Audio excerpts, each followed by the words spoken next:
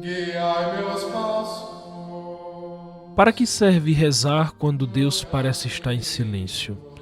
Quem nunca se sentiu falando sozinho com Deus? Quem nunca rezou por algo com fervor, com lágrimas e sentiu como resposta um silêncio que parecia um abismo? Meus irmãos queridos, hoje a liturgia nos presenteia com uma das parábolas mais intrigantes do Evangelho. Numa época em que a oração é tratada como um aplicativo de delivery, queremos respostas rápidas, soluções instantâneas, milagres sob demanda. Jesus nos conta a história de uma mulher que não desistiu. Agostinho dizia que Deus demora a atender porque aprendemos a desejar. Curioso, não é? Porque no mundo onde tudo é para ontem, o Evangelho nos convida a redescobrir o poder transformador da persistência na oração. Reparem que não é sobre técnicas de oração ou fórmulas mágicas. É sobre algo muito mais profundo, a confiança inabalável de quem sabe em quem deposita sua esperança. A liturgia de hoje nos convida a refletir sobre a teimosia. Sim, a teimosia da fé, a santa insistência dos que esperam contra toda desesperança. Vamos escutar o Evangelho. Evangelho de Jesus Cristo segundo Lucas, capítulo 18, versículos de 1 a 8. Naquele tempo, Jesus contou aos discípulos uma parábola para mostrar-lhes a necessidade de rezar sempre e nunca desistir, dizendo: Numa cidade havia um juiz que não temia a Deus e não respeitava homem algum. Na mesma cidade havia uma viúva que vinha à procura do juiz pedindo: Faze-me justiça contra o meu adversário. Durante muito tempo o juiz se recusou. Por fim ele pensou: Eu não temo a Deus e não respeito homem algum. Mas esta viúva já está me aborrecendo. Vou fazer-lhe justiça para que ela não venha a agredir-me. E o Senhor acrescentou: Escutai o que diz este juiz injusto. E Deus não fará justiça aos seus escolhidos que dia e noite gritam por ele? Será que vai fazê-los esperar? Eu vos digo que Deus lhes fará justiça bem depressa. Mas o Filho do Homem, quando vier, será que ainda vai encontrar fé sobre a terra? Palavra da salvação.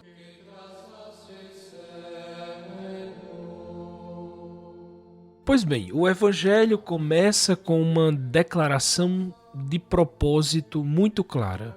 Jesus contou aos discípulos uma parábola para mostrar-lhes a necessidade de orar sempre sem desanimar. Interessante porque Lucas, o médico evangelista, sempre atento aos detalhes, nos revela de antemão a intenção pedagógica de Jesus, o objetivo de Jesus. A cena se passa numa cidade qualquer da Palestina no século I. Reparem que Jesus escolhe aqui dois personagens aparentemente opostos: o juiz poderoso e uma viúva vulnerável. O texto é categórico ao descrever o juiz. Ele não temia a Deus, não respeitava homem algum. E é bonito porque na língua grega original a expressão usada sugere alguém completamente autorreferencial. Ele é a personificação do poder autossuficiente. É um homem fechado em si mesmo, um homem que se basta. É a imagem da autarquia narcísica. Ele não precisa de nada nem de ninguém. Sua lei é sua própria conveniência.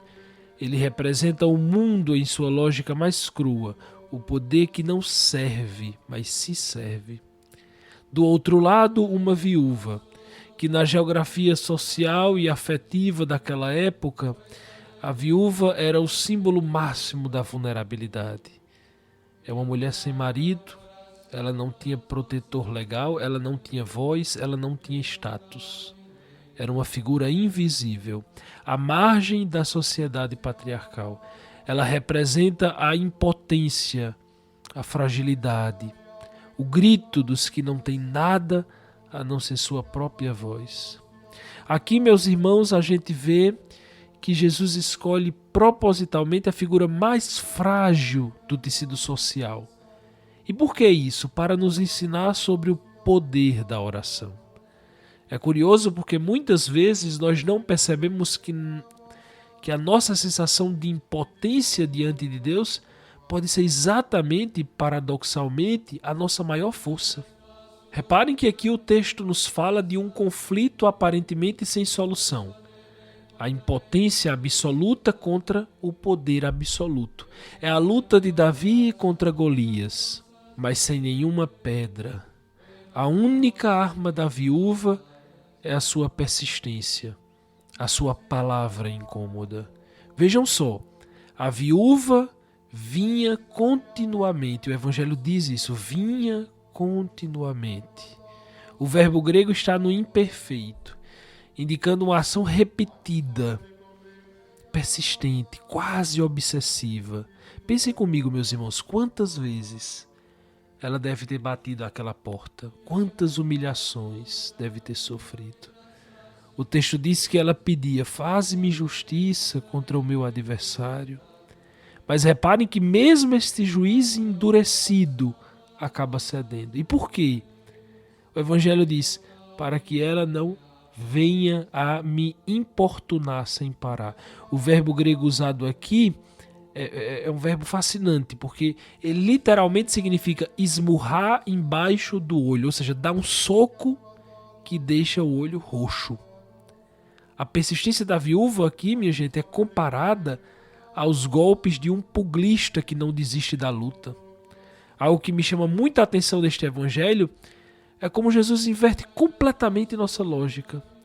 Se um juiz corrupto e insensível acaba atendendo por causa da insistência, quanto mais Deus fará justiça aos seus escolhidos que gritam por ele dia e noite. Repare, Jesus não está dizendo que Deus é como o juiz injusto. Isso seria uma blasfêmia. Pelo contrário, ele usa aqui um argumento que os rabinos chamam de a fortiori, ou seja, com maior razão.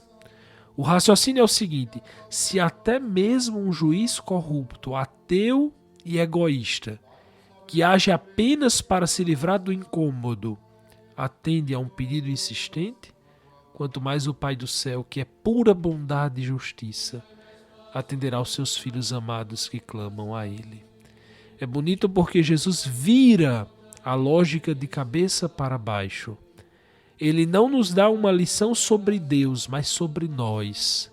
A questão não é se Deus escuta, não é essa, minha gente. A questão do Evangelho é se nós perseveramos em clamar.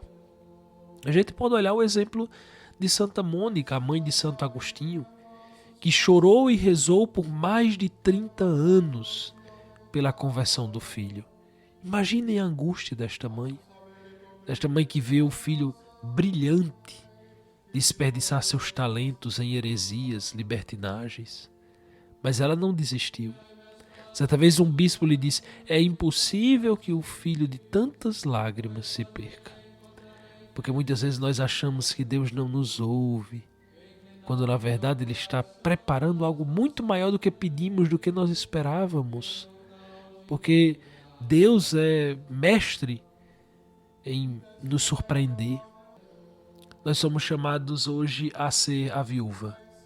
Não no sentido de sermos fracos, mas no sentido de reconhecermos nossa total dependência de Deus. A viúva nos ensina que a oração não é uma fórmula mágica, um exercício de bons modos espirituais. A oração, meus irmãos, é um grito, uma batalha, uma santa teimosia. Rezar não é tentar convencer Deus, não. É bonito pensar que rezar é, na verdade, convencer a nós mesmos da bondade de Deus, a ponto de não desistirmos dele. É alinhar nosso desejo ao desejo dele, mesmo quando não entendemos o seu silêncio. Então, meus irmãos, esta semana, façamos o exercício de sermos a viúva insistente. Reze por aquela intenção que talvez você já tenha desistido de rezar. Não com oração ansiosa, mas com a oração confiante da viúva. Uma oração que diz: Senhor, eu não sei como, não sei quando, mas eu confio na tua justiça e no teu amor, e não vou desistir de clamar por ti. Meus irmãos, busquemos ser como esta viúva. insistentes sem ser petulantes, perseverantes sem perder a esperança, confiantes mesmo quando o céu parece de bronze. Talvez você esteja rezando pela conversão de um filho, pela cura de uma doença, pela reconciliação de um casamento. Não desista, não desista, insista, persista. Como dizia Teresa de Ávila, cuja festa nós celebramos esta semana que passou, a oração não é pensar muito, mas amar muito. Jesus conclui a parábola do Evangelho de hoje com uma promessa e uma pergunta. A promessa é: Deus fará justiça bem depressa, bem rápido. E depois a pergunta: encontrará fé sobre a terra? É bonito porque ao final deste Evangelho somos nós os interpelados, os questionados. Nós seremos, meus irmãos, encontrados orando quando o Senhor vier? Seremos como a viúva na confiança ou como o juiz fechado em nossa autossuficiência? Que Nossa Senhora, a Virgem orante que guardava todas essas coisas em seu coração, nos ensine a persistir na oração com a confiança dos pequenos e a teimosia dos apaixonados. Não desanimemos. O juiz do universo não é iníquo, é Pai.